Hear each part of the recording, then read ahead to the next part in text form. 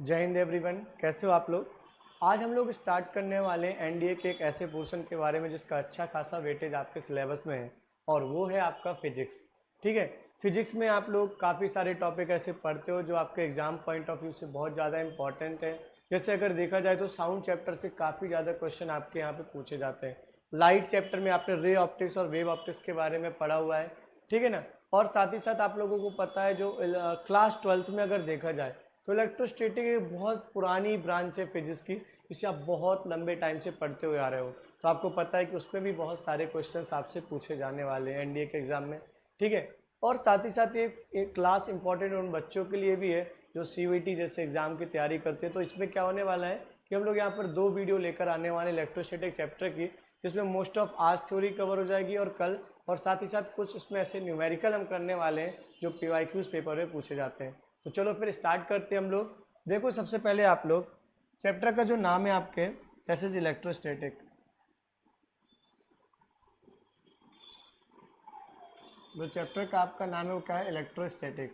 ध्यान से देखो कि आप लोग जो इलेक्ट्रोस्टैटिक है ना, यहाँ पर आपका 2 वर्ड से मिलके बना है।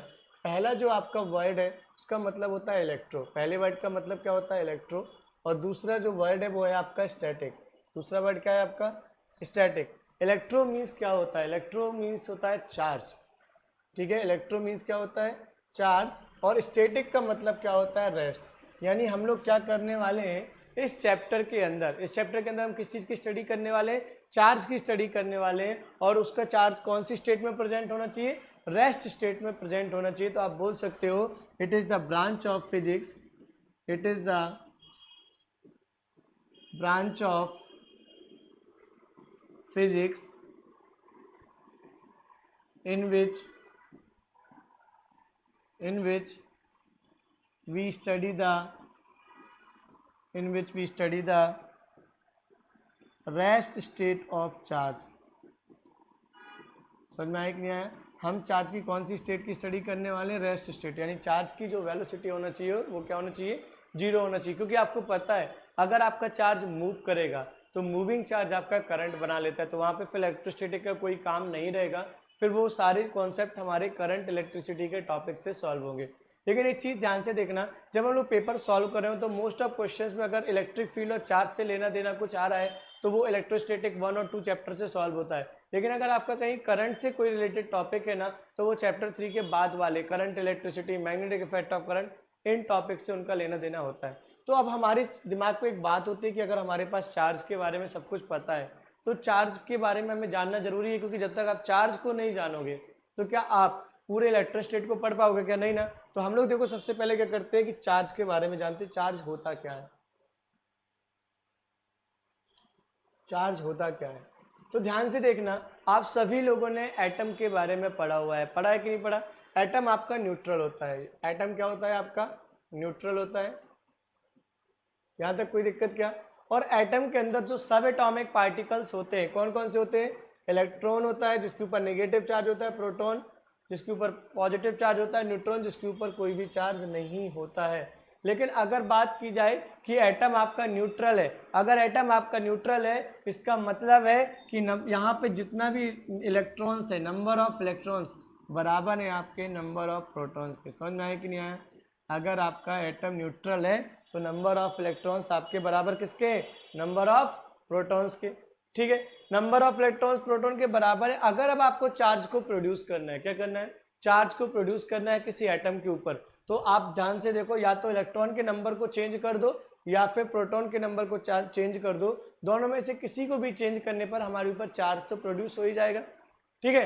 तो हमने देखा कि जो प्रोटॉन होते हैं वो आपके न्यूक्लियस में प्रेजेंट होते हैं, न्यूट्रॉन भी आपके न्यूक्लियस में प्रेजेंट होते हैं, और इलेक्ट्रॉन्स आपके आउटर मोस्ट ऑर्बिटल में चारों ओर क्या करते हैं, रिवॉल्व करते रहते हैं।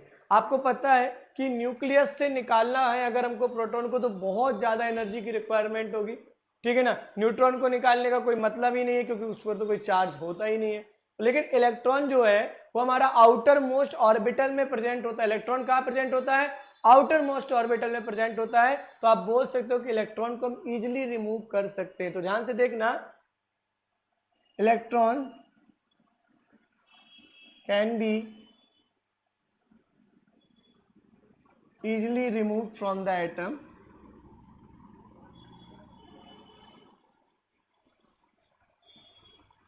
from the atom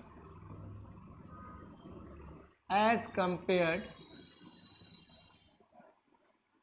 compared to the proton. ठीक है ना? It means electron can be, it means electron can be easily exchanged. समझना इसका मतलब है कि इलेक्ट्रॉन बहुत आसानी से क्या हो सकते हैं, एक्सचेंज हो सकते हैं, किसी बॉडी पे जा भी सकते हैं और किसी एटम से वापस आ भी सकते हैं। तो ध्यान से देखना यहाँ पर, अगर हम एक बात समझे, ठीक है ना, कि इलेक्ट्रॉन की यहाँ तक की कहानी समझ में आ गई। अगर मैंने बोला सोडियम का एटॉमिक नंबर होता है 11, हाँ है ना? तो मैंने बोला यार एटॉमिक नंबर मतलब क्या होता है, number of protons. Atomic number बराबर क्या होता है, नंबर ऑफ प्रोटॉन। तो इसके पास कितने हो गए प्रोटॉन, 11 हो गए कि नहीं हो गए, ठीक है ना? अगर हमें पता है कि सोडियम के ऊपर कोई चार्ज नहीं है तो नंबर ऑफ इलेक्ट्रॉन्स भी इसके पास कितने रहे होंगे, 11 ही रहे होंगे कि नहीं होंगे? क्यों, 11 इलेक्ट्रॉन 11 प्रोटॉन को हमारे कैंसिल आउट कर रहे थे कि नहीं कर रहे थे, ठीक है ना? तो अब देखो यहाँ पे नंबर ऑफ प्रोटॉन हमारे पास 11, नंबर ऑफ इलेक्ट्रॉन हमारे पास 11। अभी एटम क्या है आपका, न्यूट्रल। अगर अब इस पे कोई भी चार्ज हमको करना है, या तो हम इलेक्ट्रॉन को रिमूव कर सकते हैं या फिर किसी भी इलेक्ट्रॉन को बुला सकते हैं। हमने बोला नहीं यार, एक इलेक्ट्रॉन को रिमूव कर दिया हमने, 1 इलेक्ट्रॉन को क्या कर दिया, रिमूव कर दिया। प्रोटॉन के साथ तो आप कुछ कर सकते थे क्या, नहीं कर सकते ना? तो देखो आप जैसे ही आपने 1 इलेक्ट्रॉन रिमूव किया, प्रोटॉन तो अभी भी क्या है तुम्हारे, 11 है कि नहीं है, लेकिन इलेक्ट्रॉन हमारे कितने हो गए, 10 हो गए कि नहीं हो गए, ठीक है ना? 10 इलेक्ट्रॉन से आपके कितने प्रोटॉन कैंसिल हो जाएंगे, 10 प्रोटॉन। लेकिन अभी प्रोटॉन कितने, 11, यानी एक प्रोटॉन हमारा बच गया कि नहीं बच गया, हाँ है ना? और अगर एक प्रोटॉन बच गया, प्रोटॉन हमारा कैसा चार्ज होता है, पॉजिटिवली चार्ज होता है। तो आप बोलोगे इस एक्सेस ऑफ प्रोटॉन की वजह से हमारा जो एटम है कैसा चार्ज हो जाएगा, पॉजिटिव चार्ज हो जाएगा, हाँ या ना? समझ में आया क्लियर? लेकिन अगर हमने क्या किया होता, एक इलेक्ट्रॉन को रिमूव कर दिया होता, तो ध्यान से देखो हमारे पास क्या हो जाते, सॉरी ऐड कर दिया जाए, तो देखना यहां से प्रोटॉन अभी भी हमारे पास क्या रहेंगे, 11, लेकिन इलेक्ट्रॉन हमारे पास अभी भी कितने हैं, इलेक्ट्रॉन हो जाएंगे हमारे पास 12। हमने एक इलेक्ट्रॉन को ऐड किया तो 11 + 1 कितने हो गए, 12 इलेक्ट्रॉन 11 प्रोटॉन। आपको पता है 11 प्रोटॉन जो थे वो 11 इलेक्ट्रॉन को कैंसिल कर देंगे, यानी हमारे पास क्या बचेगा, 1 इलेक्ट्रॉन। इलेक्ट्रॉन कैसा होता है, नेगेटिवली चार्ज, यानी आप देख रहे हो एटम इस बार नेगेटिवली चार्ज हो गया। यानी वो सारे एटम जो पॉजिटिव और नेगेटिव चार्ज हो रहे हैं वो किसकी वजह से हो रहे हैं, वो सिर्फ हो रहे हैं इलेक्ट्रॉन की ट्रांसफर होने की वजह से। यानी अगर आपसे बोले तो आप लिख सकते हो चार्ज में, charge is produce due to the transfer of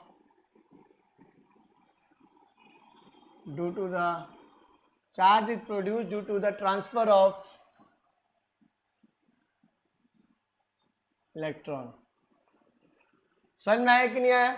अब आपसे अगर पूछा जाए कि चार्ज इज स्केलर क्वांटिटी और वेक्टर क्वांटिटी, तो चार्ज हमारी एक स्केलर क्वांटिटी होती है, चार्ज इज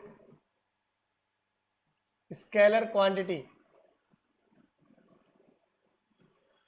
देखो चार्ज की बहुत प्रकार की यूनिट होती है। सबसे पहले अगर हम पूछें कि चार्ज की एसआई यूनिट क्या है, तो ध्यान से देखो एसआई यूनिट जो होती है चार्ज की इज कूलाम, जिसको आप लोग सी से रिप्रेजेंट करते हो।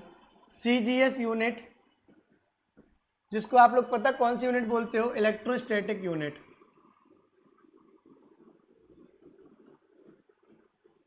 यानी E.S.U भी बोलते हैं, इलेक्ट्रोस्टैटिक यूनिट और सीजीएस यूनिट, ये आपका होता है स्टैट कूलाम।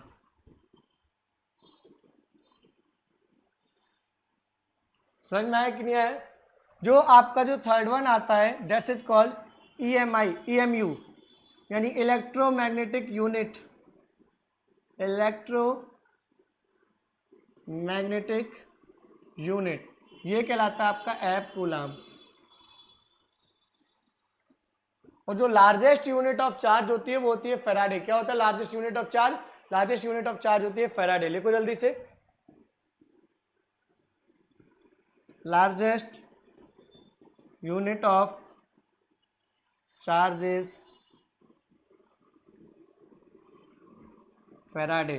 और याद रखना 1 फेराडे बराबर जो होता है आपका 96,500 कूलाम, 96,500 कूलाम होता है, तो इसको नोट कर लेना।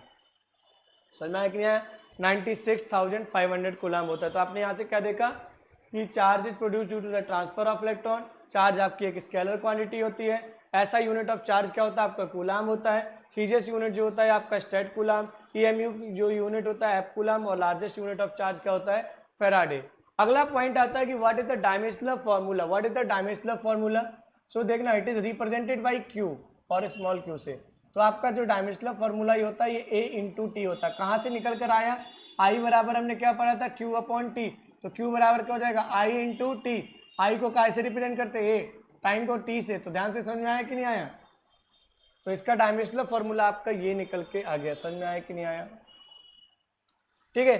चार्ज अगर आपका स्केलर क्वांटिटी है तो चार्ज हमेशा अपने साइन के साथ ऐड होता है और सब्ट्रैक्ट होता है। देखो यहाँ पे charge is a scalar quantity,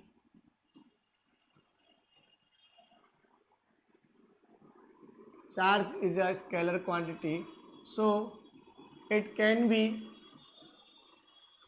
add or subtracted, it can be add or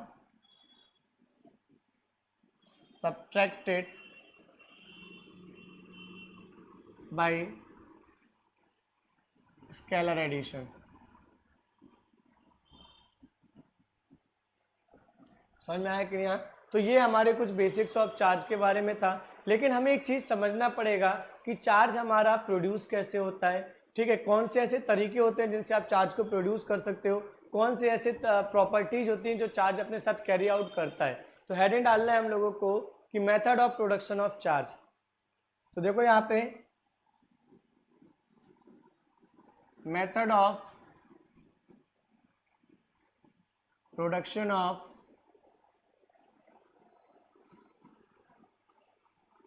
method of production of charge.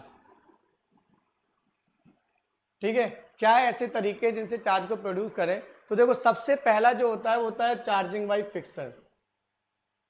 देखो मैं सिर्फ इनके नाम बता रहा हूँ, ओरली आपको इनका प्रोसेस बताऊंगा। बाकी आप लोग, क्योंकि हमें इस चैप्टर को काफ़ी आज इस वीडियो में कवर करना है। तो देखो चार्जिंग बाय फिक्सन, तो एक चीज़ समझो ध्यान से, आप लोग अपने हाथों को बहुत ज़्यादा तेज़ी से रब करो। देखना, रब करो बहुत देर से। जब आप अपने हाथों को बहुत ज़्यादा तेज़ी से रब कर रहे थे, आपने देखा होगा कि आपकी हथेली गर्म हो गई। हाँ या ना? हथेली गर्म होने का कारण क्या था? कोई बता सकता है क्या? आप बता सकते हो कि हमें पता है कि जब हम एक हाथ को दूसरे हाथ पे रब कर रहे थे तो वहाँ पे फिक्सन लग रहा था। क्या लग रहा था? फिक्सन लग रहा था। और फिक्सन की वजह से हमने एक चीज़ नोटिस की कि वहाँ पे जो हीट एनर्जी थी वो जनरेट हो रही थी। ये तो समझ में आ गया कि नहीं आ गया? फिक्सन की वजह से क्या हो रही थी? हीट एनर्जी हमारी जनरेट हो गई। आप एक बात बताओ, आप सबको पता है कि अगर हमें क्या करना है? इलेक्ट्रॉन को उसके आउटर मोस्ट ऑर्बिटल से निकालना है। क्या करना है? इलेक्ट्रॉन को उसके एक आउटर मोस्ट ऑर्बिटल से निकालना है। तो उस इलेक्ट्रॉन को हम क्या देंगे? एनर्जी देंगे कि नहीं देंगे? तो हमने क्या किया? उसके आउटर मोस्ट इलेक्ट्रॉन को क्या दे दी? एनर्जी दे दी। हाँ है ना? तो जब आपने हाथ रब किए, उससे जनरेट होने वाली हीट एनर्जी किसने एब्जॉर्ब कर ली? उसने एब्जॉर्ब कर ली। किसने? इलेक्ट्रॉन ने। और इलेक्ट्रॉन अब क्या हो गया? रेडी हो गया अपने आप को आउटर मोस्ट ऑर्बिटल से निकालने के लिए। समझ में आया कि नहीं आया? तो ध्यान से देखो क्या हो जाएगा। तो इसमें सबसे पहले आपने क्या हो जाएगा? Heat energy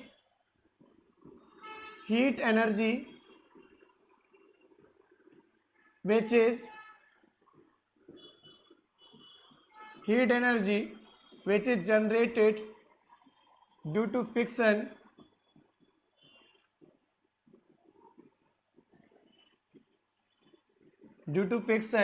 gets absorbed by electron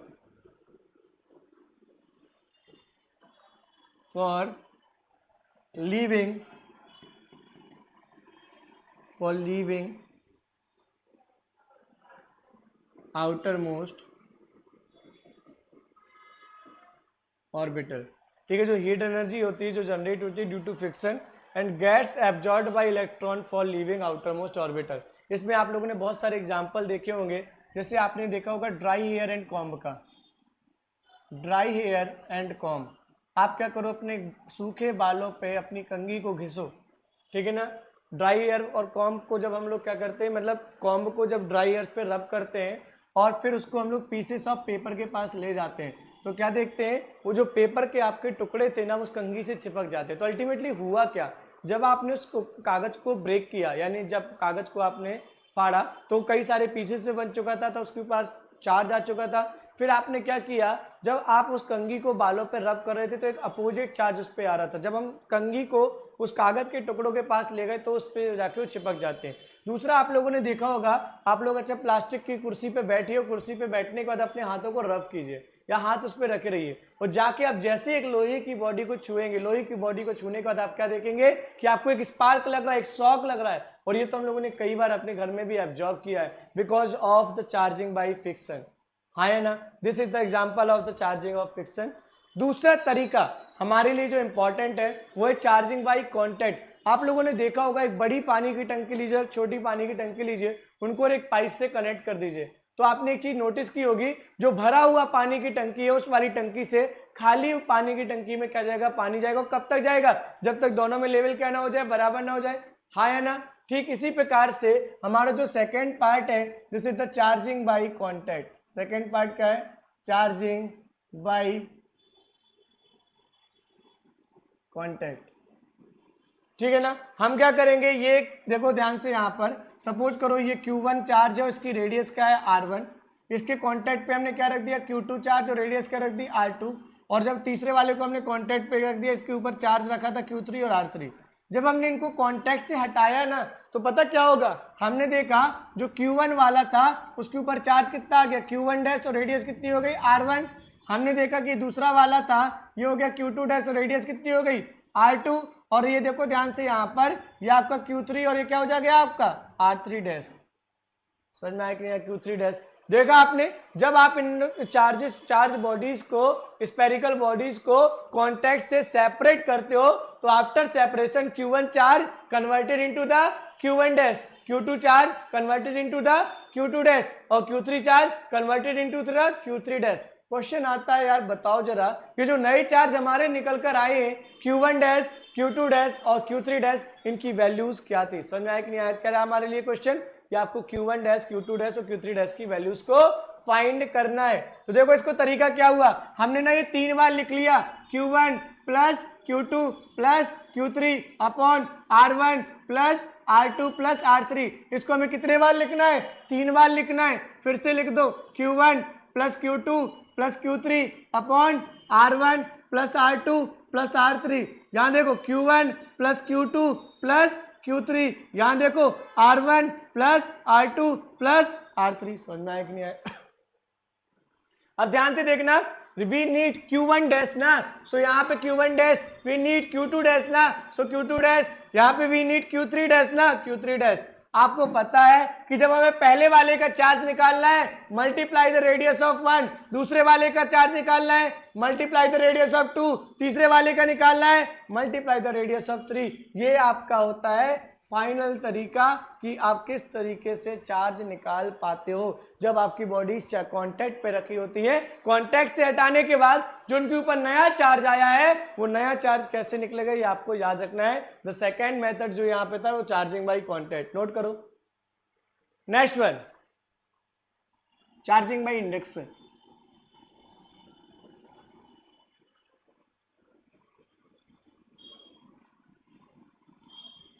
charging by induction, ठीक है। नेक्स्ट क्वेश्चन हमारा क्या आता है, चार्जिंग बाई इंडक्शन। तो देखो ध्यान से, इंडक्शन नेचर हमारे अंदर भी होता है। ध्यान से देखो, सपोज करो कि आप कोई सामान खरीदने गए, जैसे अभी क्रिकेट का टाइम चल रहा है, बढ़िया न्यूजीलैंड का इंडिया का मैच चल रहा है, देखा कितना गजब का मैच हुआ।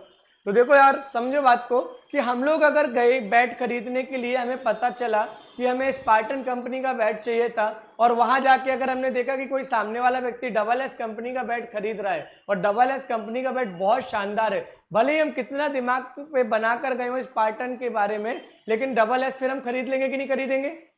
देखना, तो हम लेने कुछ गए, किसी को देख के कुछ और ही खरीद लिया, ये एग्जाम्पल कहलाता है आपका इंडक्शन नेचर। क्या कहलाता है आपका? Induction nature. ठीक इसी प्रकार से ध्यान से देखो, यहाँ पे एक कंडक्टर था जिसके ऊपर टोटल चार्ज 0 था, यानी प्लस और माइनस चार्ज आपस में मिक्स था, प्लस और माइनस चार्ज आपस में मिक्स था, तो हमने इसको मिक्स कर दिया। प्लस और माइनस चार्ज को हमने क्या किया, आपस में मिक्स कर दिया। समझ में आया कि नहीं आया?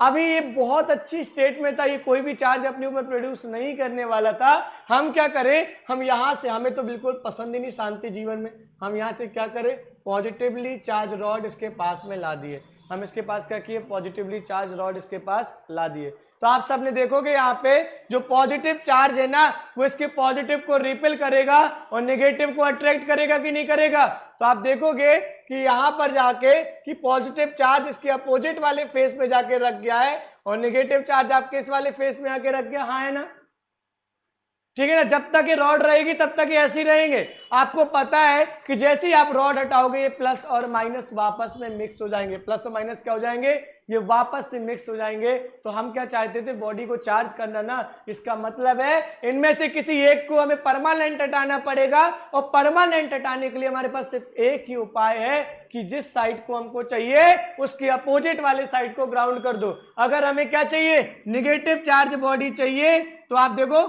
पॉजिटिव वाले को ग्राउंड यानी अर्थ कर दोगे, और अगर आपको पॉजिटिवली चार्ज बॉडी चाहिए तो आप नेगेटिव वाले को ग्राउंड कर दोगे। जैसे अगर मैंने पॉजिटिव को ग्राउंड किया तो आपको जो बॉडी मिलेगी वो अब क्या मिलेगी, नेगेटिवली चार्ज। अब इसके पास बचा ही नहीं पॉजिटिव मिक्स होने के लिए, तो हमेशा कैसी बनी रहेगी, नेगेटिवली चार्ज बनी रहेगी। बात समझ में आई कि नहीं आई, लिखो जल्दी से।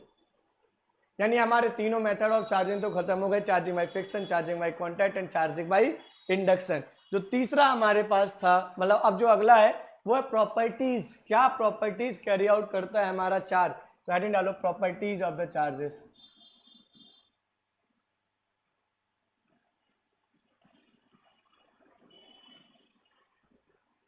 सबसे पहली जो प्रॉपर्टी है that's is quantization of charge. जो सबसे पहली प्रॉपर्टी है वो आपकी क्या है, क्वांटाइजेशन ऑफ चार्ज। तो ध्यान से देखो मेरी बात, आप लोग को पता है, जैसे अगर आपको एक ईंट का वॉल्यूम बता दिया जाए, आपको क्या बता दिया जाए, एक ईंट का वॉल्यूम बता दिया जाए और आपके पास बता दे कि 100 ईंट है, तो आप उससे पूरी दीवार का वॉल्यूम निकाल सकते हो। कैसे, एक ईंट का मल्टीप्लाई करोगे वॉल्यूम का 100 नंबर से, तो आपको पूरी दीवार का वॉल्यूम निकल आएगा। तो ध्यान से देखना, यहाँ पे आपको पता है जिस प्रकार से एक एक ईंट से घर बनता है, वैसे ही वैसे एक एक इलेक्ट्रॉन से क्या बनता है, आपका चार्ज बनता है कि नहीं बनता है। और अगर हम उस एक इलेक्ट्रॉन के चार्ज में नंबर ऑफ इलेक्ट्रॉन्स का मल्टीप्लाई कर दें तो टोटल सिस्टम का चार्ज निकाला जा सकता है। ठीक उसी प्रकार से एक ईंट के वॉल्यूम से नंबर ऑफ ईंट का मल्टीप्लाई कर दो तो टोटल दीवार का वॉल्यूम नहीं निकल आ रहा था, बताओ। ठीक उसी प्रकार से हमें करना क्या पड़ेगा, हमें पता है कि धरती का कोई भी चार्ज हो वो इलेक्ट्रॉन के ट्रांसफर से बनता है। तो अगर हम एक इलेक्ट्रॉन के चार्ज में नंबर ऑफ इलेक्ट्रॉन का मल्टीप्लाई कर देंगे तो पूरे के पूरे सिस्टम का चार्ज निकाला जा सकता है। बात समझ में आई कि नहीं आई। तो यहाँ पे ध्यान से देखो, अगर हमसे बोला गया what is the quantization of charge, तो आप क्या बोलोगे, the total charge of the system, the total charge of the system will be given as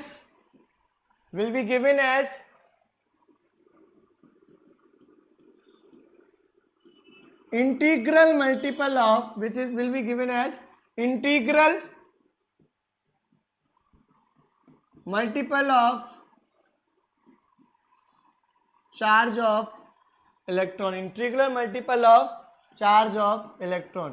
तो मान लिया आपने कि टोटल सिस्टम का चार्ज कितना था, क्यू था, हाँ या ना। आपको पता है चार्ज प्लस भी हो सकता है माइनस भी हो सकता है, तो प्लस माइनस लगा दिया।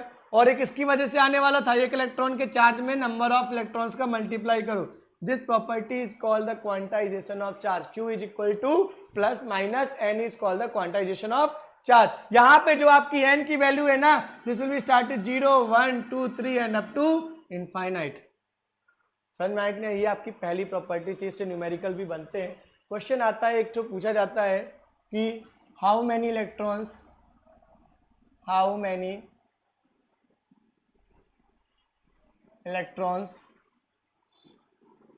Are present in 1 coulomb charge. 1 coulomb charge में कितने इलेक्ट्रॉन प्रेजेंट होते हैं। समझ में आया कि नहीं। How many electrons are present in 1 coulomb charge. तो देखो हमारे पास फॉर्मूला क्या है, Q बराबर NE है, हाँ या ना।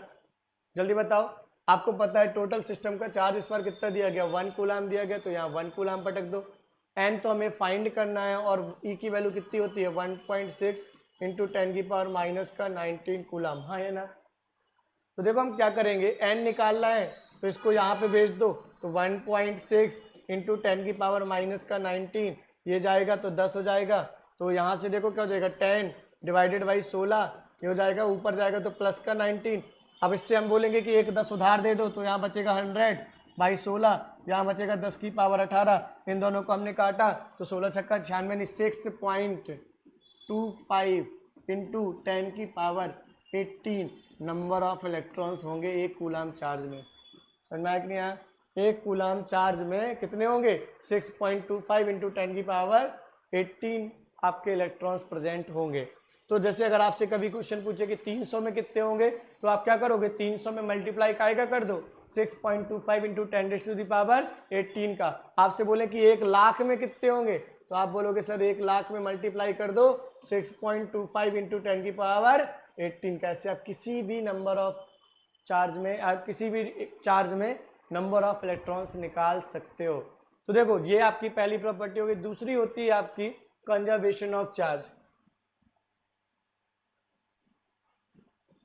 कंजर्वेशन ऑफ चार्ज, देखो अगर एक क्लासरूम लेते हैं, क्लासरूम को सारे तरफ से लॉक कर देते हैं, कोई खिड़की दरवाजा उसमें एग्जिट नहीं है, तो अब एक चीज समझो, जो बच्चे क्लासरूम के अंदर बैठे हुए हैं 2 दिन बाद खोलोगे तो उतने ही बच्चे रहेंगे, 3 दिन बाद खोलोगे तो उतने ही बच्चे रहेंगे। यानी एक चीज समझ में आ गया, अगर कोई सिस्टम जिससे ना कोई चीज अंदर जा सकती है ना कोई चीज बाहर आ सकती है, तो ऐसे सिस्टम को हम बोलते हैं आइसोलेटेड सिस्टम। क्या बोलते हैं? आपने सुना होगा कोरोना के टाइम पे बहुत चला था ना कि आइसोलेट कर दो, आइसोलेट करने का मतलब क्या है, उस चीज को उस सारी चीजों के कॉन्टेक्ट से हटा दो। समझ में आया कि नहीं आया? तो ठीक उसी प्रकार से जब हम यहाँ पे पढ़ रहे थे quantization of conservation of charge में, तो हमने देखा, हमने बोला एक सिस्टम लिया जिसको हमने बोला आइसोलेटेड सिस्टम। मैंने बोला अगर उसके अंदर 10 कूलम चार्ज है तो उसके अंदर हमेशा 10 कूलम चार्ज ही बना रहेगा, भले वो अलग अलग अवस्थाओं में रहे, अलग अलग फॉर्म्स में रहे, वो हमेशा कंजर्व रहता है। तो इसी चीज को जब हम लोगों ने डिफाइन किया कंजर्वेशन ऑफ चार्ज में, तो देखो क्या हो जाएगा, the charge of an isolated system, the charge of an isolated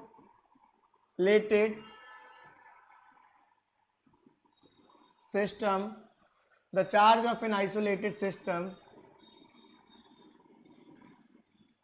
remains constant। जो चार्ज है आपके आइसोलेटेड सिस्टम का वो क्या रहता है, कांस्टेंट रहता है। समझ में आया कि नहीं? यानी इसको अब वो बचपन वाली भाषा कौन सा था, कंजर्वेशन नियम कहीं पर भी लिखा मिल जाए हम क्या बोलते थे, neither be created nor be destroyed वाला रूप। तो यहाँ पे बोलोगे charge can neither be created, charge can neither be created nor be destroyed, it can transfer from one form to other। एक फॉर्म से दूसरे फॉर्म में ट्रांसफर हो सकते हैं, पर ये ना क्रिएट हो सकते हैं ना ये डिस्ट्रॉय। जैसे सपोज करो इसके अंदर एक न्यूट्रॉन था, हमने न्यूट्रॉन को हैवी एनर्जी देके तोड़ भी दिया, तो आपका 1 इलेक्ट्रॉन बचा और 1 पॉजिट्रॉन बचा। समझ में आया कि नहीं आया? 1 इलेक्ट्रॉन बचा और 1 पॉजिट्रॉन बना। तो देखो आपको अभी भी टोटल चार्ज इसका क्या है, 0। तो देखो यहाँ पे भी टोटल चार्ज 0 और यहाँ पे भी 0। तो उसने एक फॉर्म से दूसरे फॉर्म में अपने आप को कन्वर्ट कर लिया और उसने सिस्टम के चार्ज को कोई भी चेंज नहीं किया। तो ये आपकी दूसरी हो गई कंजर्वेशन ऑफ चार्ज। तीसरा प्रॉपर्टी देखो आप लोग, additivity of charge.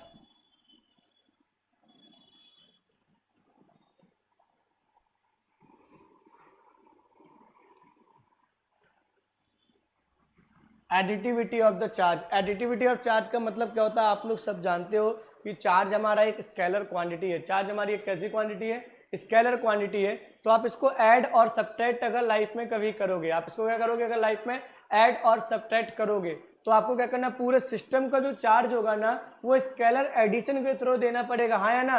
Scalar addition क्या है, जो अपनी गणित हम बचपन से पढ़ते आ रहे हैं, मैथ्स जो अपनी बचपन से पढ़ते आ रहे हैं ना, वही तो है scalar addition.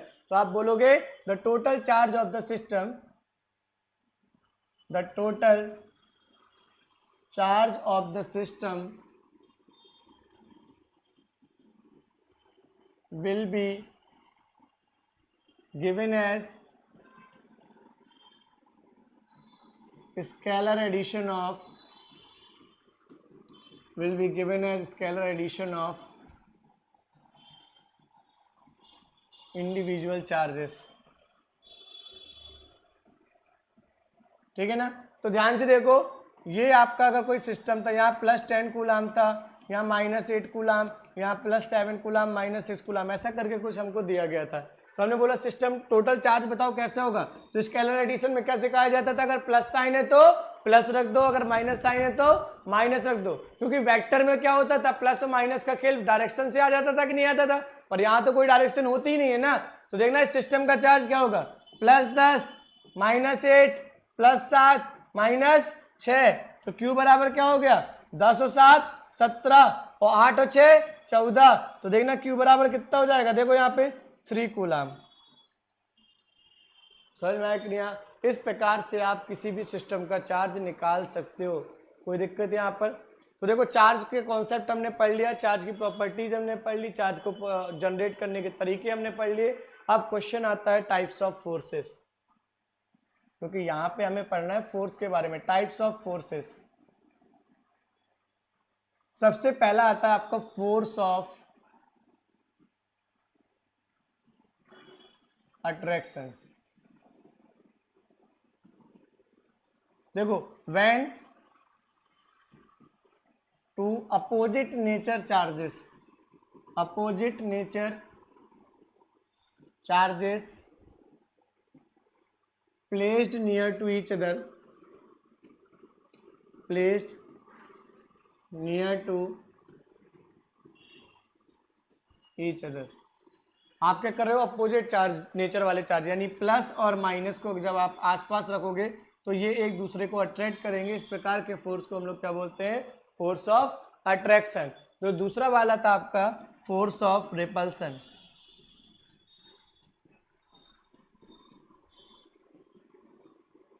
Force of repulsion, तो देखो क्या हो जाएगा, when two similar types of charges, when to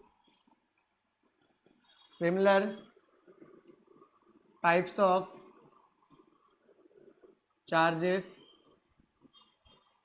placed near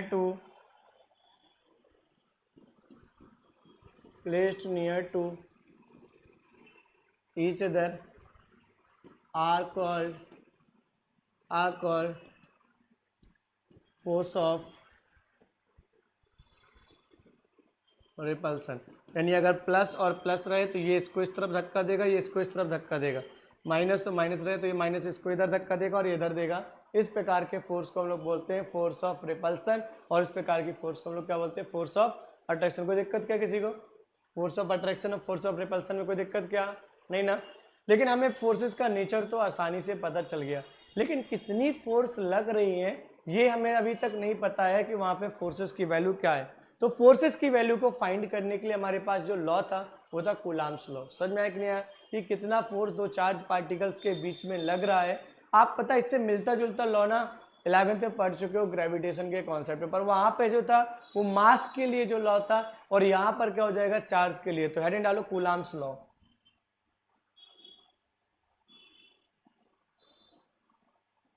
इसका दूसरा क्या नाम है, inverse square law of electrostatic, inverse square law of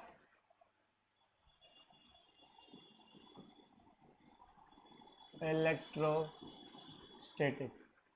inverse square law of electrostatic हमारे लिए क्या हो जाएगा, इसका पार्ट है। तो देखो इनवर्स स्क्वायर लॉ में हमने क्या किया, ये एक चार्ज पार्टिकल लिया जिसका चार्ज था Q1, ये हमने दूसरा चार्ज पार्टिकल लिया जिसका चार्ज था Q2। समझ में आ गया, हमें दो चार्ज पार्टिकल लिए, एक का चार्ज Q1 और एक का चार्ज क्या है, Q2। ध्यान से देखो यहाँ पे आप लोग,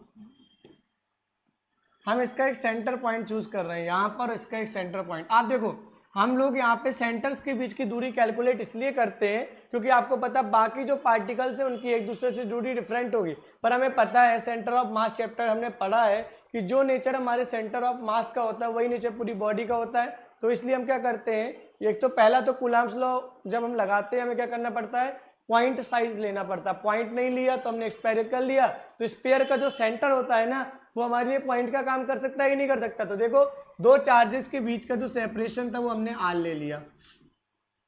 आई बात समझने के लिए आया, दो चार्जेस का जो सेपरेशन था हमने क्या ले लिया, आर ले लिया। तो देखो इनके बीच में लगने वाला जो फोर्स था वो डायरेक्टली प्रोपोर्शनल था प्रोडक्ट ऑफ चार्जेस पे और इन्वर्सली प्रोपोर्शनल था स्क्वायर ऑफ डिस्टेंस पे, हाँ है ना। जैसे ही हमने यहाँ से प्रोपोर्शनल साइन हटाया, एक कांस्टेंट आया, this is K and Q1 this is Q2 and divided by R square, हाँ है ना। आपको पता है जो एसआई सिस्टम होता है, एसआई सिस्टम में जो यहाँ पे k की वैल्यू निकल कर आती है दैट इज 1/4πε0। k की वैल्यू हमारी कितनी निकल के आती है 1/4πε0, जो आपका बराबर होता है 9 × 10⁻⁹ और उसकी यूनिट क्या होती है, this is newton, this is metre square per coulomb square. आई बात समझ में ना। यानी यहाँ जो ε0 निकल के आता है, यहाँ जो आप ε0 देख रहे हो, ये ε0 क्या है, ये आपका है परमिटिविटी ऑफ फ्री स्पेस। यानी ये हमें परमिशन देता है कि कितनी आसानी से दो ऑब्जेक्ट के बीच में फोर्स लग रही है या फिर नहीं लग रही है। समझ में आया कि नहीं आया। तो अगर हम इस वैल्यू को यहाँ पे पुट कर दें तो what you get here, you will get here F is equal to 1/4πε0, this is Q1 this is Q2 divided by R square. देखो आप ध्यान से, यहाँ पर जो आपको एक्सप्रेशन मिला F बराबर 1/4πε0 Q1 Q2 by R square, यहाँ पे आप उसको देखना ध्यान से। आपको पता है कि फोर्स एक वेक्टर क्वांटिटी होती है। अगर एक फोर्स वेक्टर क्वांटिटी है तो ये जो हमें चीज मिल रही है तो एक मैग्नीट्यूड है कि नहीं है। अगर ये हमारा मैग्नीट्यूड है तो इसको हम चेंज कर सकते हैं वेक्टर फॉर्म में कि नहीं। तो ध्यान से देखो हम क्या बोलेंगे इसको, अगर हमने बोला देखो ये चार्ज पार्टिकल अगर किसी फ्लोर पे रखे हुए हैं, या तो इस चार्ज पार्टिकल को ये इस तरफ धक्का दे सकता है या अपने तरफ खींच सकता है। आई बात समझ में ना। और यही जो थी ना वो आपके दोनों पॉइंट के बीच की डायरेक्शन आर थी। तो देखो अगर कोई वेक्टर आर है उसका यूनिट वेक्टर निकालना है तो कैसे रिप्रेजेंट करते हैं, आर कैप से, क्योंकि ये फोर्स आपको रेडियल डायरेक्शन में लग सकती है, उन दोनों की डिस्टेंस के बीच में डायरेक्शन में लग सकती है। तो आप बोल सकते हो कि यहां पे क्या हो जाएगा, द डायरेक्शन ऑफ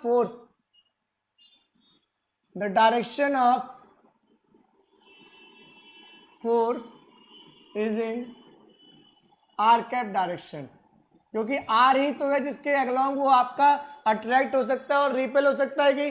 तो हमने देखा कि हमारा जो फॉर्मूला था 1/4πε0, this is Q1 this is Q2 by R square, ये तो आपका मैग्नीट्यूड दे रहा था। लेकिन जैसे ही हमने यहाँ पे आर कैप का मल्टीप्लाई किया तो ये एक यूनिट वेक्टर, मैग्नीट्यूड और डायरेक्शन, तो यहाँ पे क्या लग गया वेक्टर। सब लोग क्या जानते थे, आप सब लोग जानते हो कि आर कैप बराबर vector R upon magnitude of vector R होता है कि नहीं होता है। तो ध्यान से देखना यहाँ पे क्या फॉर्मूला बना, F बराबर 1/4πε0, यहाँ क्या रहा Q1, यहाँ क्या रहा Q2, ये कितना रहा आर स्क्वायर, ये कितना रहा वेक्टर आर अपॉन आर। समझ में आया कि नहीं आया। So what you get here, you will get here 1/4πε0, ये क्या हुआ Q1, ये क्या हुआ Q2, ये क्या हुआ आर क्यूब, ये क्या हुआ वेक्टर आर। आई बात समझ में नहीं आया। तो ये जो आपका निकल के आया, this is the vector form of Coulomb's law, this is F बराबर 1/4πε0, दिस विल बी कितना हो जाएगा Q1 Q2 divided by R cube into vector R. समझ में आया कि नहीं आया। ये आपका कहलाता है vector form of Coulomb's law. कोई दिक्कत यहाँ पर। लेकिन अगर हम दो चार्ज पार्टिकल के बीच में अगर कोई एक डाइलेक्ट्रिक को इंसर्ट कर देते हैं तो क्या होगा वो देखें हम लोग, ध्यान से देखना। अब इस बार क्या था, पिछले बार तो एयर थी, इस बार ये Q1 लिया हमने, ये क्या लिया Q2 लिया, और यहाँ पे हमने क्या कर दिया एक डाइलेक्ट्रिक स्लैब इंसर्ट कर दी जिसका डाइलेक्ट्रिक कांस्टेंट क्या है K। समझ में आया कि नहीं आया। एक डाइलेक्ट्रिक स्लैब इंसर्ट कर दी। डाइलेक्ट्रिक कैसा मटेरियल होता है, डाइलेक्ट्रिक एक प्रकार का इंसुलेटर टाइप मटेरियल होता है, लेकिन जब भी उसे हम लोग इलेक्ट्रिक फील्ड के कांटेक्ट पे रखते हैं तो वो कंडक्टर बन जाता है और अपनी खुद की फील्ड बना करके एक्सटर्नल मैग्नेटिक फील्ड को, इलेक्ट्रिक फील्ड को कम कर देता है।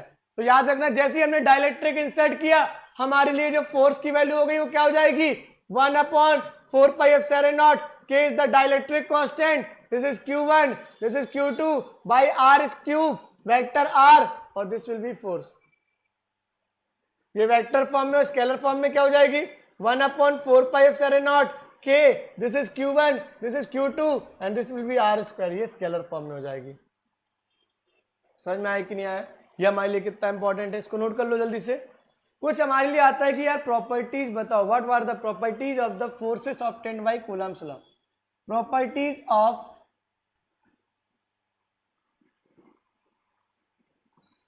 forces obtained by Coulomb's law। पहला, the force have both nature, the force have both nature, the force have both nature. कौन कौन से? ए नंबर पे अट्रैक्टिव और बी नंबर पे रिपल्सिव। इसके पास दोनों नेचर थे, अट्रैक्शन भी था और रिपल्सिव भी था। दूसरा, it is a central force, it is the central force. समझ में आया कि यार जो हमारी कूलम्ब्स फोर्स निकल के आती है वो एक सेंट्रल फोर्स होती है, क्योंकि it is acting between the two centre. जो फोर्स होती है उसके पास दोनों नेचर होते हैं, पहला एक अट्रैक्टिव नेचर भी होता है और दूसरा आपका रिपल्सिव नेचर भी होता है। यहां तक किसी को कोई डाउट क्या? नहीं ना? चलो, हमने फोर्सेस के बारे में देखा, हमने कूलम्ब्स लॉ के बारे में देखा, यहां तक किसी को कोई डाउट भी नहीं था। अब एक चीज ध्यान से देखना, आपसे बोला गया कि फोर्स, अगर आप नॉर्मली फोर्स देखो एयर में तो ये क्या निकला 1/4πε0 q1 q2 by R square. लेकिन जहां पे हमने मीडियम को इंसर्ट किया, काय को इंसर्ट किया? मीडियम को। So what you get here 1/4πε0 k q1 q2 by R square. ये क्वेश्चन 1 थी, ये क्वेश्चन 2 थी, इन दोनों का डिवाइड करो तो देखना क्या मिला, F air upon F medium. So what you get here 1/4πε0, this is q1 q2 by r square। यहाँ क्या हो जाएगा 1/4πε0 multiply by k, this is q1 q2 by r square. ये गया, ये गया, ये गया, ये गया, क्या बच्चा आपका? This is equal to F air upon F medium is equal to 1/1/k। So this is equal to F air बराबर के जाएगा आपका ऊपर के बराबर एफ मीडियम।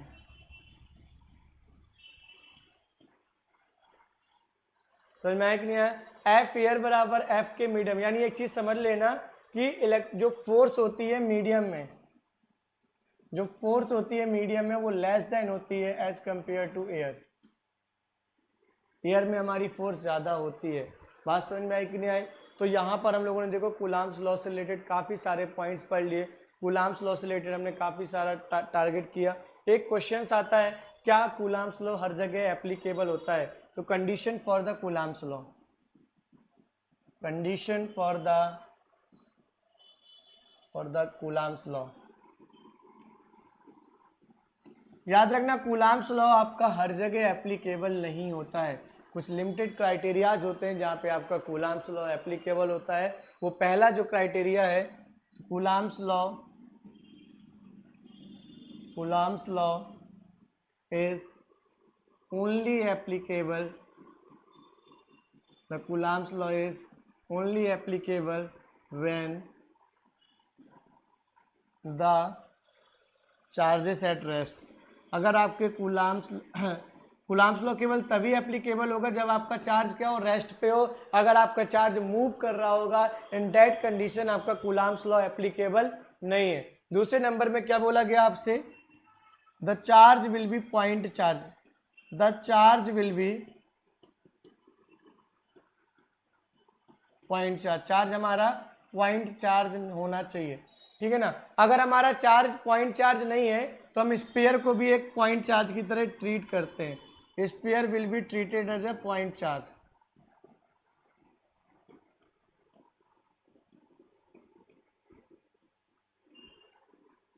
समझ में आया कि नहीं आया? स्फीयर जो होता है हमारा पॉइंट चार्ज की तरह ट्रीट किया जाता है।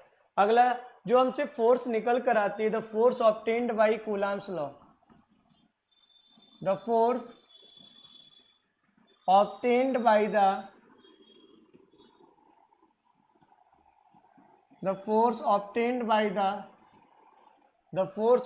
by the Coulomb's law is follows Newton third law. ठीक है, आज के लिए हम लोग इतना ही रहने देते हैं। जब हम लोग आगे कल की क्लास स्टार्ट करेंगे उस पर हम एक फाइनल राउंड मारेंगे किसके बारे में, इलेक्ट्रिक फील्ड के बारे में, और इलेक्ट्रिक फील्ड कहाँ कहाँ से निकल कर आई, गॉस लॉ और उसके एप्लीकेशन से। समझ में आया कि नहीं?